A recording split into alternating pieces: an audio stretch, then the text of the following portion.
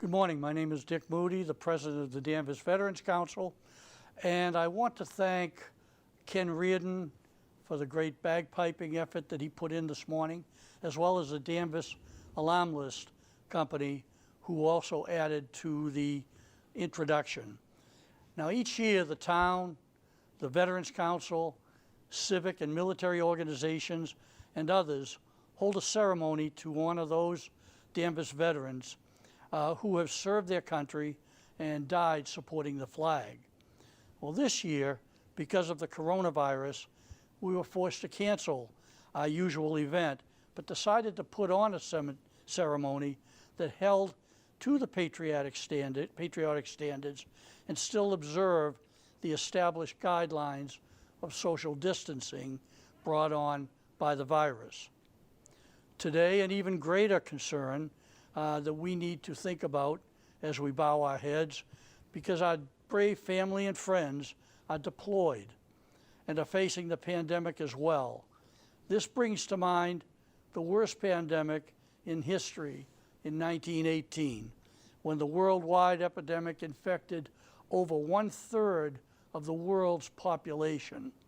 And from that, over 50 million people lost their lives. It spread through the foxholes of our soldiers in Europe, and of the 15 brave men from Danvers who died from World War I, more were killed by the pandemic than were killed by enemy action. Today, we have put together a program that commemorates the past and remembers those who have died in the service of their country. Thank you for tuning in. Now, at this time, I would like to direct you to the pavilion at the Danvers Public Library, where we will officially open a program with the Danvers Police Color Guard, followed by the Pledge of Allegiance, presented by Danvers Boy Scout Jacob Moody.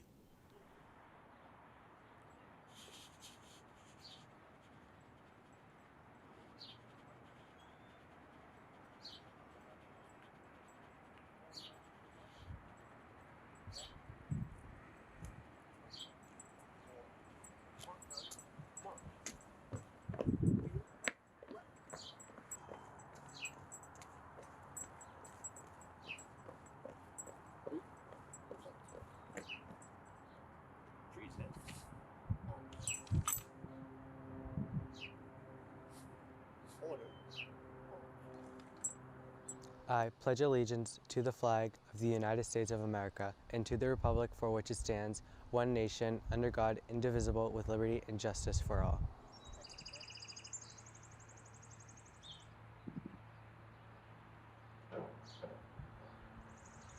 When we talk about our brave men and women who've dedicated their lives to the service of our country, we use the word sacrifice. Sacrifice, as the word says it, it's a sacro officio, a sacred work, a sacred job, a holy duty that they have performed. On this very special day, the day we remember their dedication, their lives, we hope to be inspired by the ideals that they lived by. And may their lives that were taken too soon from us be an inspiration to continue carrying the torch of liberty, of freedom, and the ideals that build this country. We are now invite all of you to pray together. God and God of our ancestors, we pray for the brave men and women who now rest under the wings of your glory. May their lives be a blessing, inspiration to all of those who remember them. In the first rays of the morning and in the dark nights, we remember them. May we hear no more the sound of violence. May we all put back our swords and once again, face to face, embrace as brothers and sisters. Amen.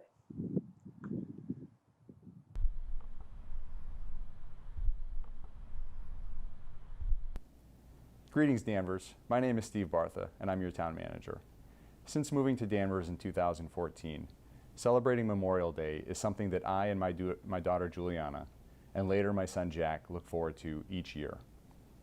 These are strange days we are living through, but I couldn't be prouder of our Veteran Services Officer, Kelly Reyes Teixeira, or the President of our local Veterans Council, Dick Moody, for taking the giant lemon served to them this year in the form of a global pandemic and turning it into lemonade in the form of this great virtual celebration of Memorial Day.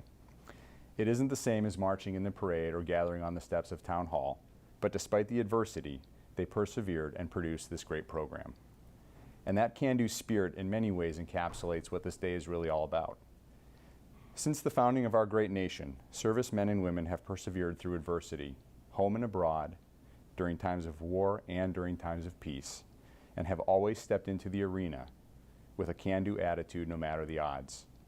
The quote that best captures this quality is from none other than Hannibal, a Carthaginian general who famously led his army, including African elephants, over the Alps and into Italy in 218 BC, where he achieved several great victories against the mighty Roman armies and occupied a portion of that country for the better part of 15 years. What he said was, quote, "We will either find a way or make one," end quote. Not celebrating Memorial Day in Danvers was never an option.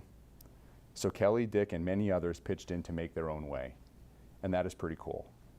We hope this virtual celebration will bring our community together because it is so important, especially during times like these, to hang on to that sense of community. Saying yes to the extra time and effort it took to put this program together was easy for me because it is so important to recognize the services and sacrifices made by veterans. In closing, I'd like to thank the many staff persons and volunteers who made this celebration possible, including our local Veterans Council, DCAT, the veterans community, the school system, the scouts, police, fire, and representatives of the community at large, all coming together to honor our active service personnel and veterans. Thank you.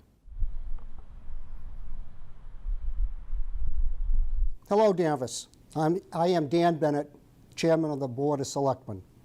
On behalf of my fellow board members, we want to wish you a safe and happy Memorial Day. Typically, we would get together with friends and family on Memorial Day to watch our parade and share a meal. Unfortunately, this year we need to stay a safe distance and cannot gather in groups. However, we can still memorialize the many servicemen and women who made the ultimate sacrifice for our country. We should remember those that lost their lives to protect us and could not come home. Please be safe and enjoy the day. And our next speaker will be Ted Spiliotis. Good afternoon and good morning when you're watching this.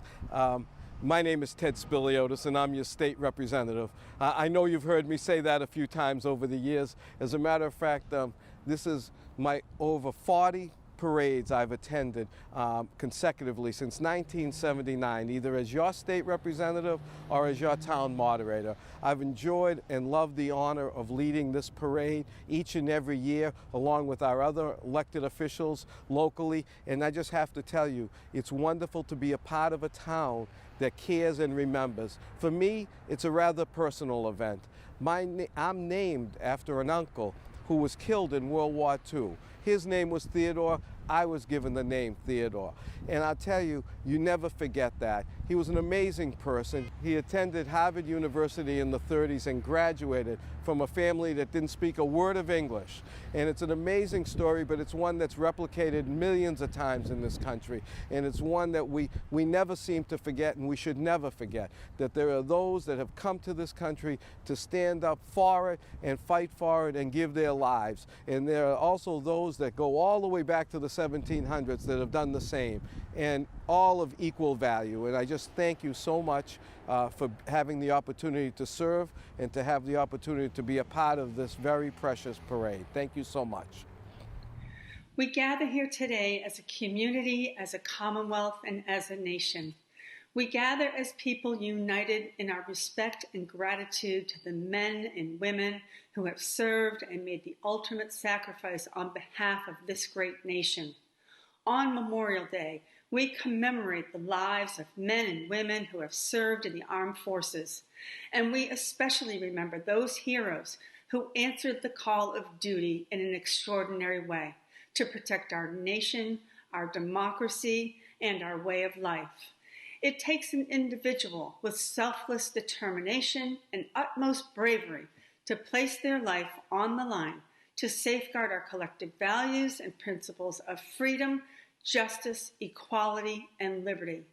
They leave behind a legacy which is lived and embodied each day we walk outside our doors and have the freedom to choose for ourselves.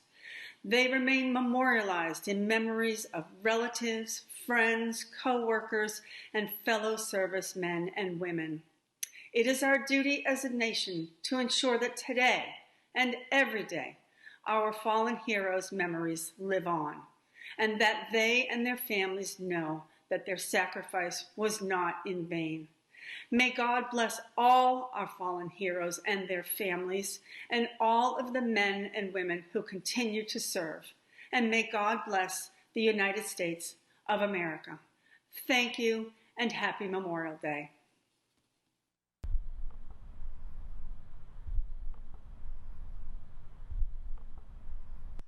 A proclamation. Whereas, while the nation was still recovering from the horrors of the Civil War, people in cities and towns across the country gathered to honor those Union and Confederate soldiers who had given their lives celebrating the first Decoration Day. And whereas, after World War I, the nation came together again to honor those who had fallen in the service of their country, renamed Memorial Day, the last Monday in May, is when people remember and honor the memory of all the men and women who fought and died in all American wars and conflicts. And whereas throughout our country's history, thousands of Massachusetts citizens have fought in wars and conflicts to defend our safety and way of life, and whereas their legacy of patriotism and dedication to country is an inspiration to all Americans, and whereas it is appropriate that all Massachusetts citizens remember the bravery of those who gave their lives, so that their sacrifices serve as a reminder of the cost of our freedom.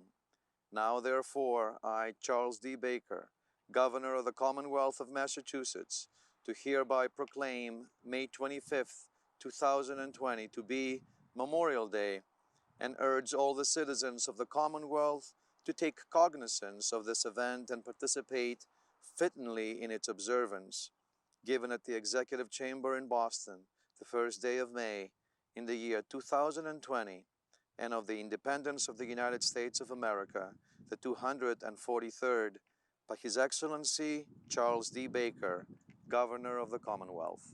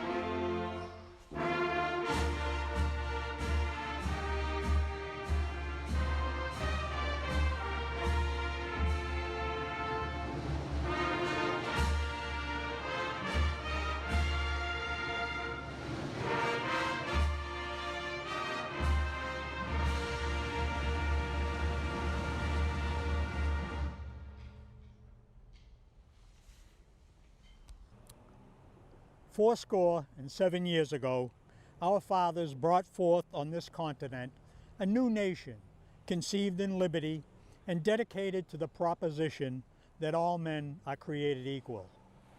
Now, we are engaged in a great civil war, testing whether that nation or any nation so conceived and so dedicated can long endure.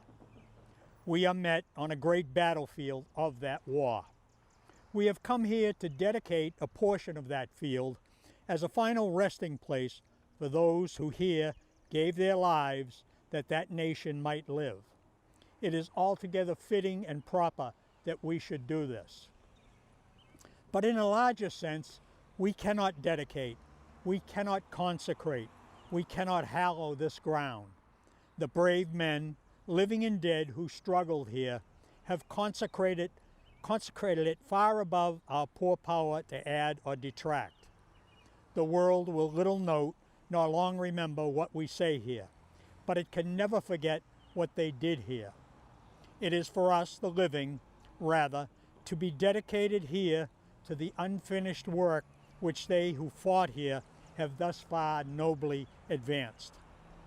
It is rather for us to be here dedicated to the great task remaining before us, that from these honored dead we take increased devotion to that cause for which they gave the last full measure of devotion, that we here highly resolve that these dead shall not have died in vain, that this nation, under God, shall have a new birth of freedom, and that government of the people, by the people, for the people, shall not perish from the earth.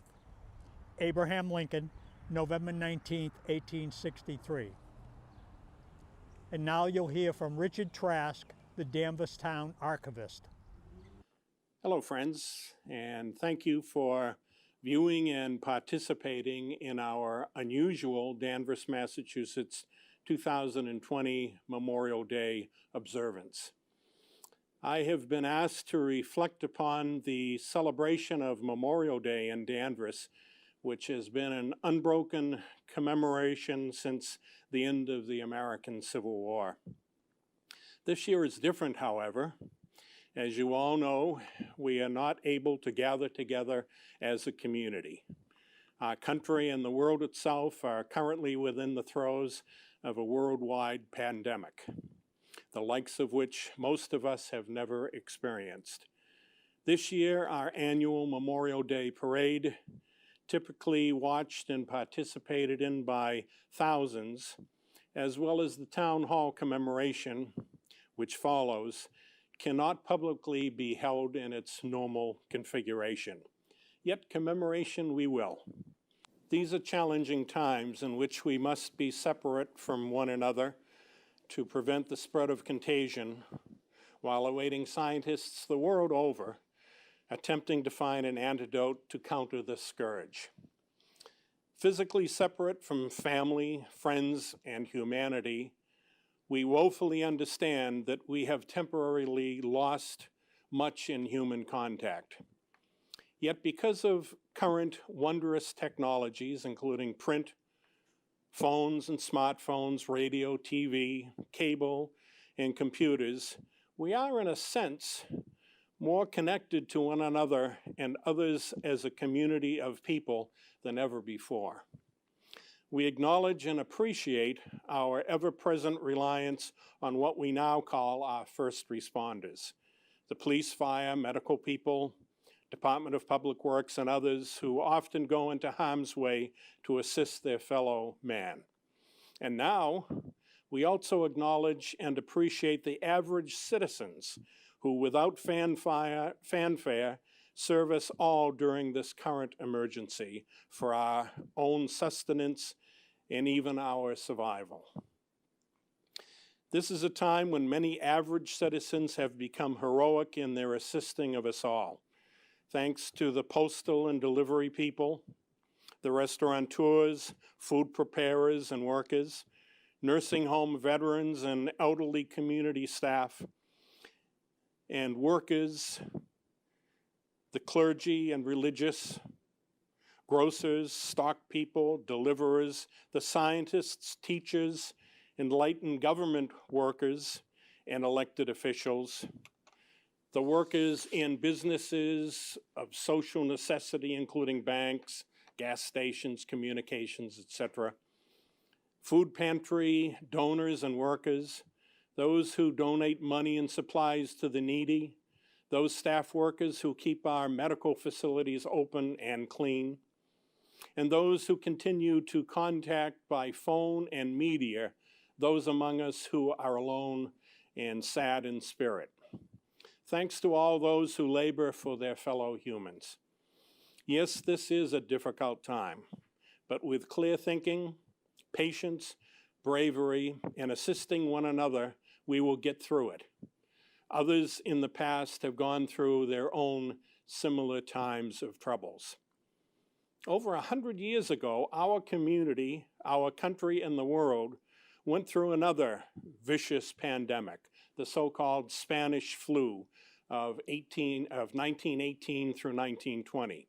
This virulent disease occurred during the awful First World War, resulting in a worldwide death of an estimated 17 to 25 million souls. Within the United States, which had a population of 105 million, somewhere between 500 and 850,000 Americans died. It was in the fall of 1918 that the second and most deadly phase of the influenza epidemic hit the United States. In late September, the epidemic began to be felt very hard here in Danvers, so that by September 27th, 300 cases had been reported. Though not declaring the disease as a disaster situation, the Board of Health did request the closing of the schools, picture houses, and public gatherings of any kind. By October 1st, the cases of the flu had risen to 665. Automobiles were requested for use by those caring for flu patients. On October 3, 118 new cases were recorded, and the Board of Health issued orders that funerals within the town be private and attended only by family of the deceased.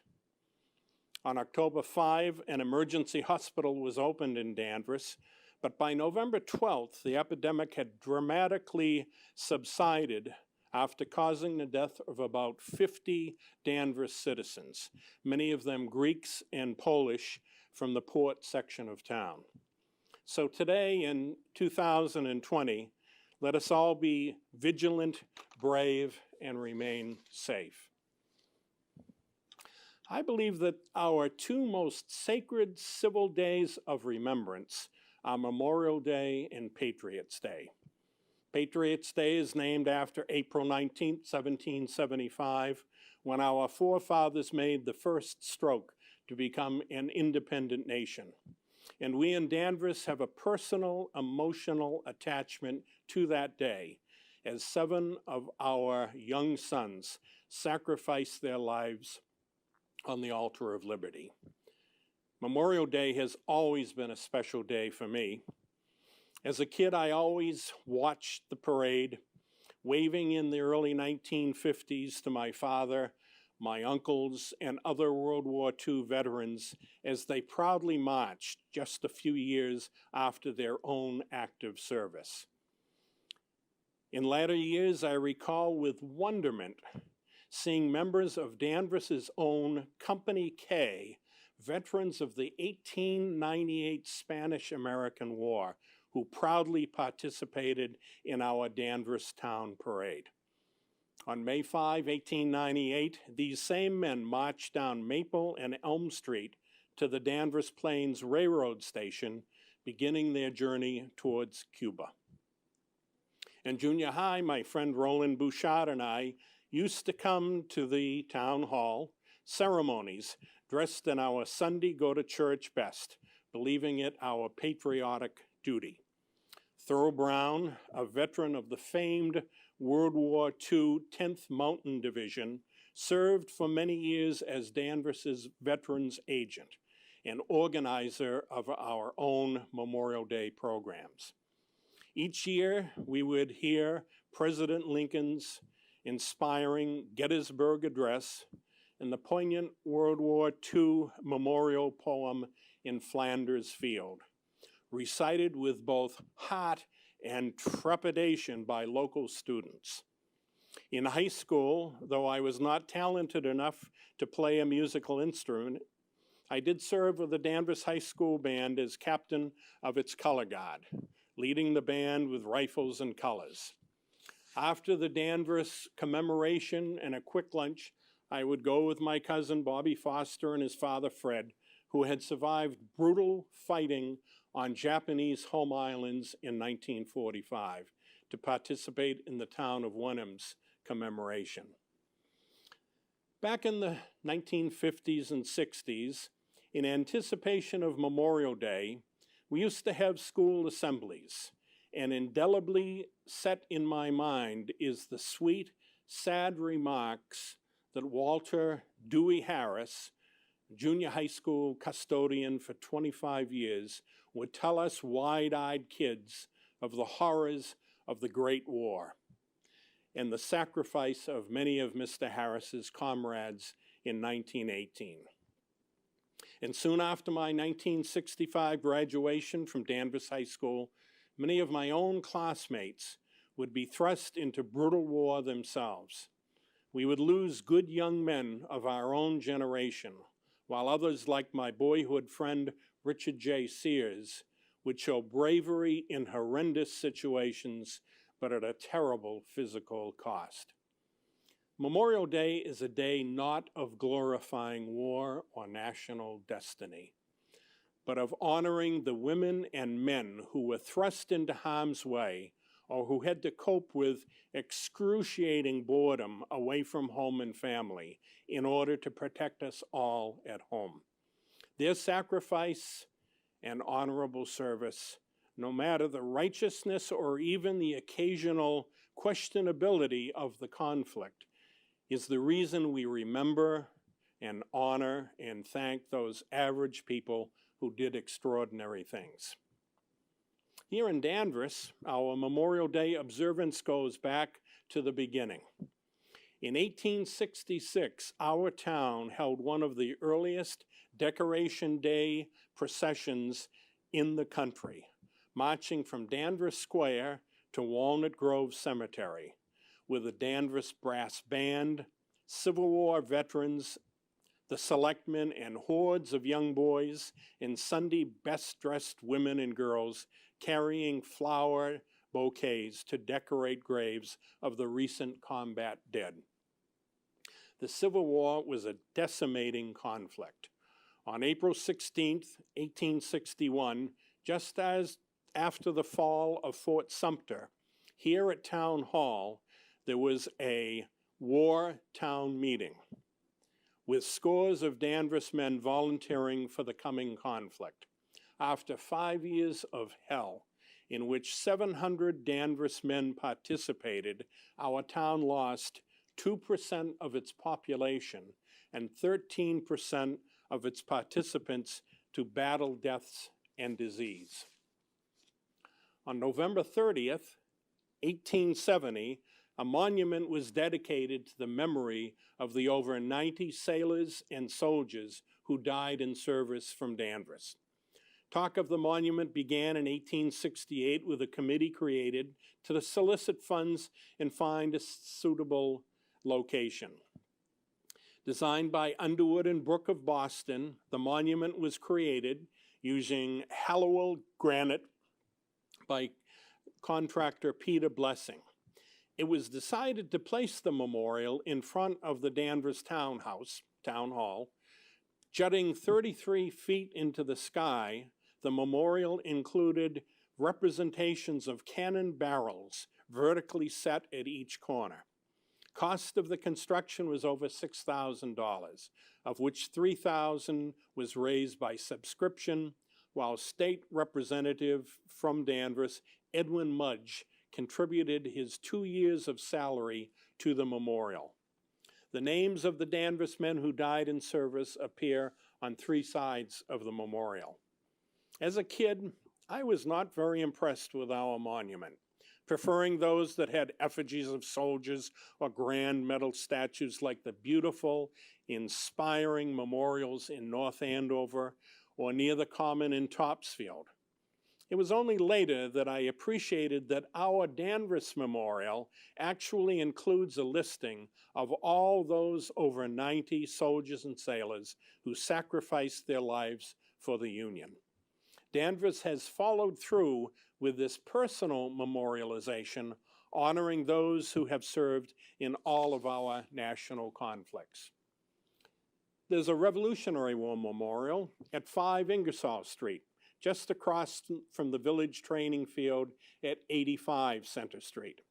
I had the honor of researching and designing this memorial as one project as part of our town Danvers Bicentennial Celebration. The marker is a Vermont granite monolith measuring 5 feet tall and fabricated by Kimball Memorials. The monument was dedicated June 19, 1976, during the 3-day celebration in Danvers of the American Revolution. The monument contains the names of 20 known Danversites who were killed or died during the Revolution in service to the colonies and states. Included among the names are the 7 young Danversites who died at the Lexington alarm of '75, and 2 Danvers citizens who died in British prisons. The inscription above the list of men reads, "In grateful memory to the following men of the town of Danvers, as well as those others whose memory is known but to God, who gave their lives and through their sacrifice begat us a nation." 2 other small granite memorials flank the Revolutionary War Monument, and these were installed in 1987. These wedge-shaped markers remember 2 men each from Danvers who died in service during the War of 1812, which was fought against Great Britain, 1812 to 1815, and the Mexican-American War of 1846-48. The creation of these 2 markers was the work of former Selectman Douglas A. Bean, who researched the men and designed the stone. A Spanish-American War memorial to 21-year-old bugler Spencer S. Hobbs stands at the flagpole in front of what was built as the junior high school on Conant Street, now renovated as our middle school. Young Hobbs was a Danvers native, a piano tuner who volunteered to serve in Danvers's Company K militia. While at a staging camp in Georgia, Hobbs contracted typhoid fever and died in service. His body was brought back to Danvers, where a military funeral was conducted. Hobbs was laid to rest at Walnut Grove Cemetery after the firing of 3 volleys and the playing of taps, a bugle call Hobbs himself had often sounded during his service. In 1930, Danvers Town Meeting appropriated money for a memorial of concrete and granite dust with an attached bronze tablet. Back at Town Hall, the newer 7-foot-tall granite obelisk monument, placed between the building and the Civil War Memorial, were dedicated June 9, 1984, as the Vietnam Memorial. Displayed on the front face is an effigy of a combat soldier giving honor to a fallen comrade, and with an American flag behind him. The name of 7 Danvers young men are included, with inscribed words reading, "He's my brother," and "They did not ask why." The monument included on its other faces the words World War I, World War II, and Korea. By 1987, these other panels were inscribed with the names of 15 World War I, 55 World War II, and 5 Korea conflict Danversites who sacrificed their lives in service during these other 20th century conflicts. Yet the chiseled in stone names on monuments do not tell of these soldiers' humanity. Let me just speak of two names on our Civil War monument.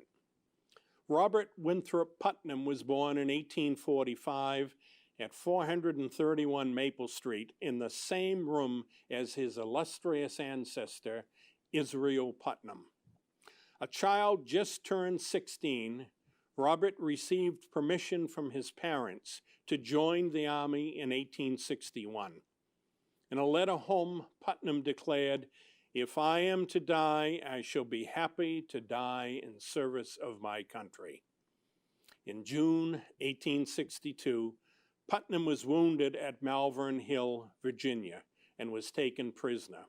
His family agonized over his fate for months. They finally learned that he had died in the notoriously harsh Libby prison in Richmond in July, the day after paperwork had gone through allowing for his exchange.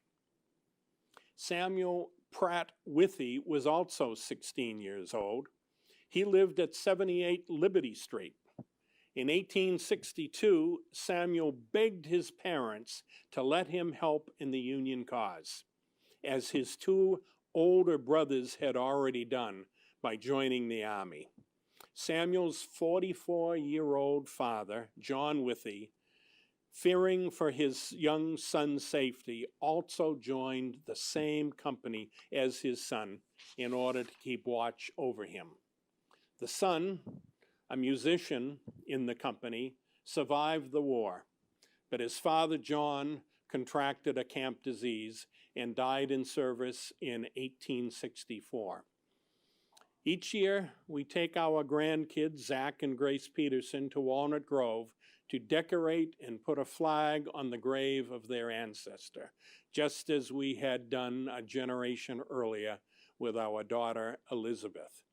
Each man, woman, or boy who saw service has a unique, compelling story.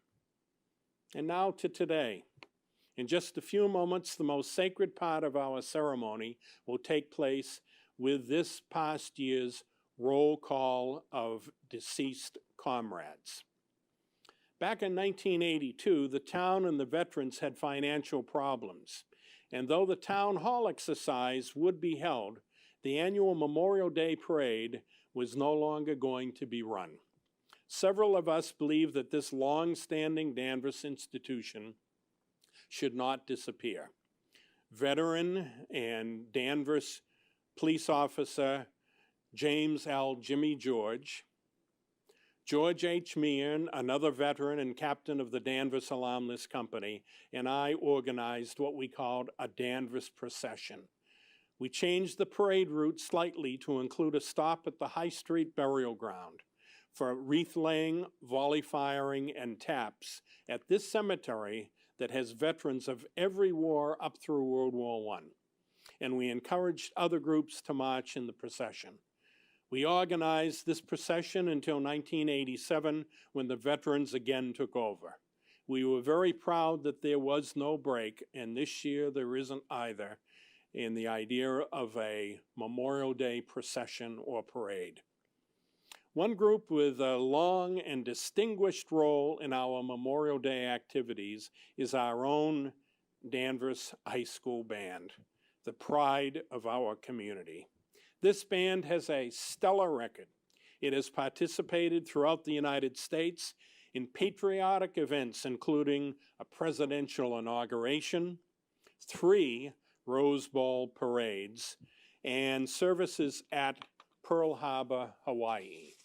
The band has always participated in our Memorial Day events with patriotic airs and our national anthem. How fortunate we are to have this professional-sounding, ever-evolving group of young people. And since 1975, we have had the Danvers Alarm List Company to give honor to our deceased veterans through black powder volley firing and the Morning of Arms. I had the honor of commanding the firing squad at Memorial Day activities for 30 years, beginning in 1985.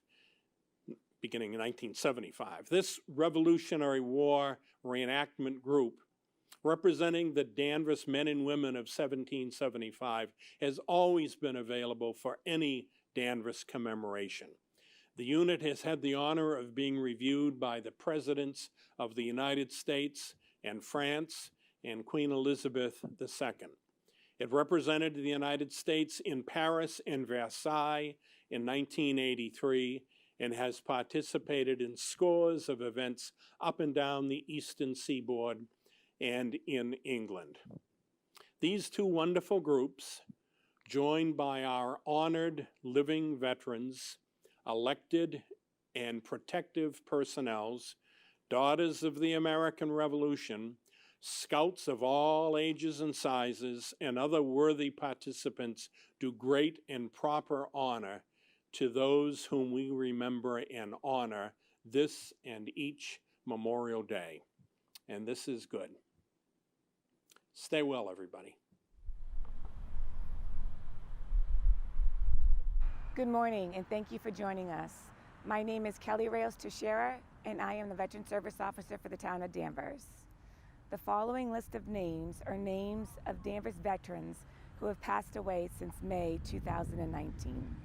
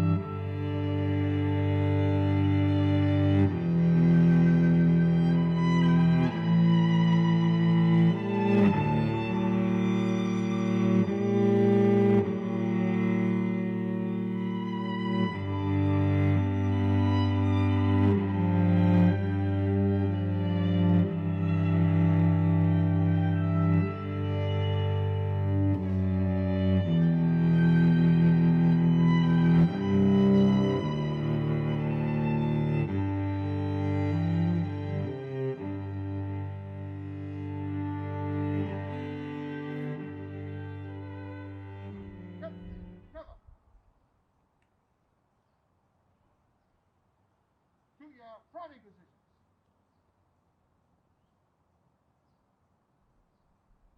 Handle your cartridge.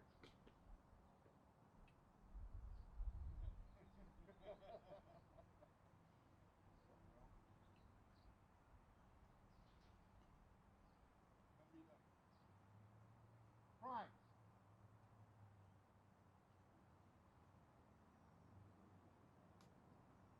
Check your hands. Bow. Low.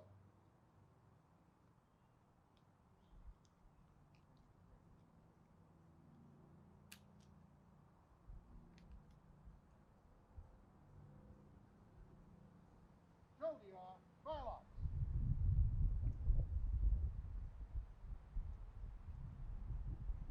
As brakes, make ready.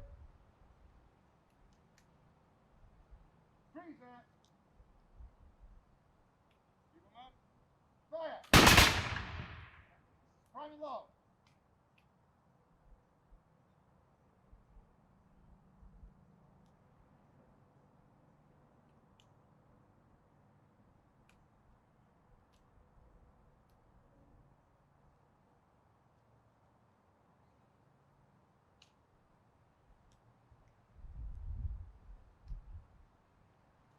As brakes, make ready. Freeze that. Fire. Prime and low.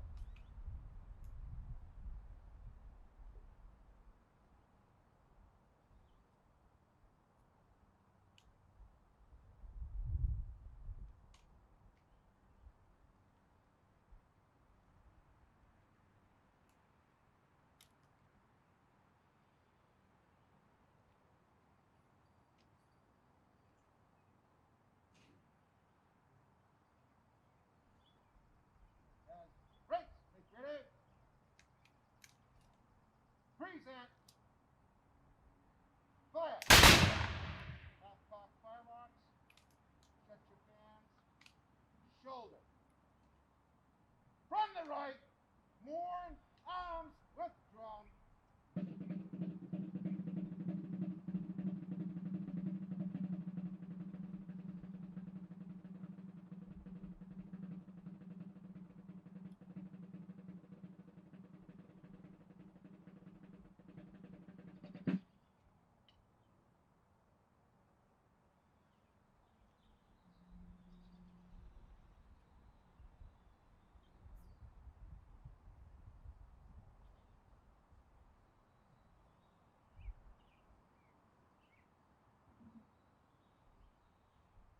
From the right. Shoulder.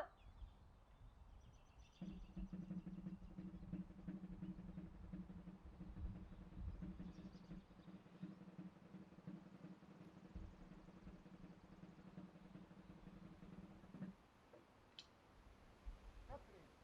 To the left. Face. To the forward. Withdrawn.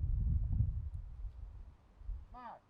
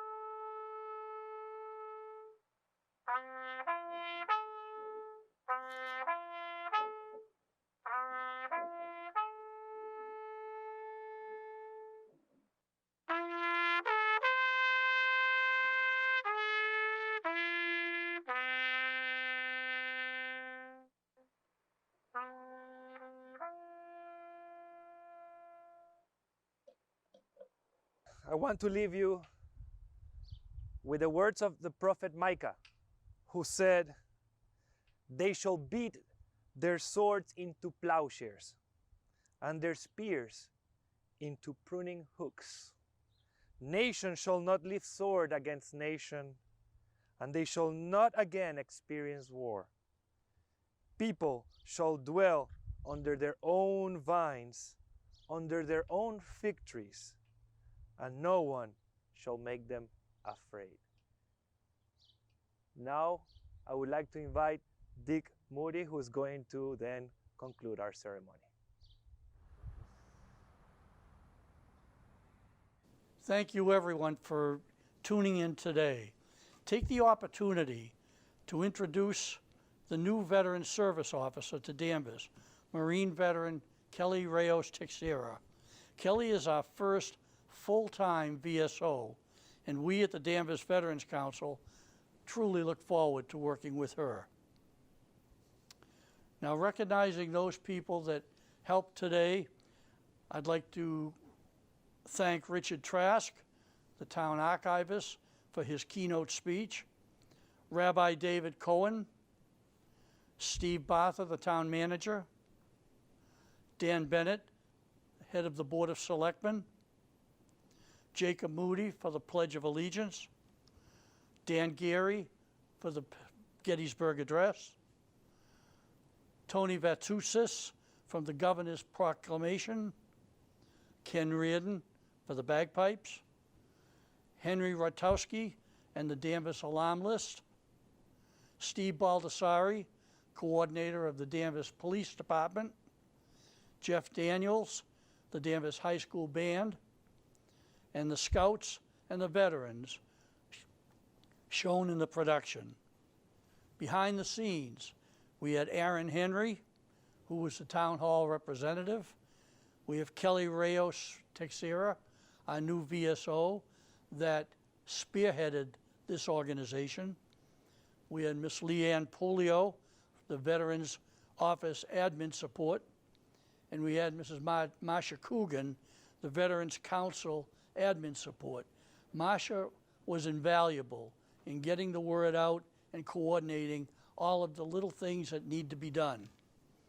And a special thanks go out to Greg Dolan, the Executive Director of the DCAT, as well as Ben Thomas, the Chief Photographer who made this production possible.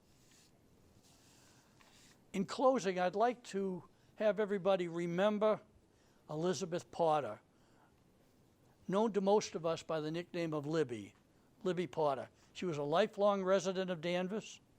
She was a descendant of the historic, prominent Danvers family.